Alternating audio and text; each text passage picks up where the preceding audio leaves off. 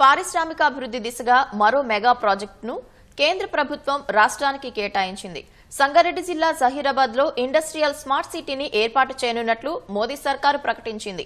3000కు పైగా ఎకరాల్లో 2361 కోట్ల రూపాయలతో అభివృద్ధి చేయనున్నట్లు తెలిపింది.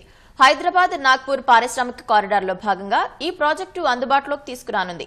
1,74,000 మందికి ఉపాధి అవకాశాలు దక్కనున్నాయి.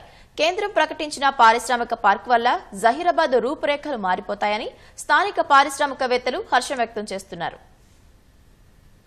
సంగారెడ్డి జిల్లా జహీరాబాద్ లో పారిశ్రామిక నగరం అభివృద్ధికి కేంద్ర ప్రభుత్వం పచ్చజెండా ఊపింది. హైదరాబాద్ నాగ్పూర్ పారిశ్రామిక కారిడార్ లో భాగంగా జహీరాబాద్ కు 9 కిలోమీటర్ల దూరంలో 3,245 ఎకరాల్లో 2,361 కోట్లతో గ్రీన్ ఫీల్డ్ పారిశ్రామిక నగరాన్ని అభివృద్ధి చేయనున్నారు. ఈ మెగా ప్రాజెక్టు ద్వారా 1,74,000 మందికి ఉపాధి లభించనుందని కేంద్రం ప్రకటించింది. ఆటో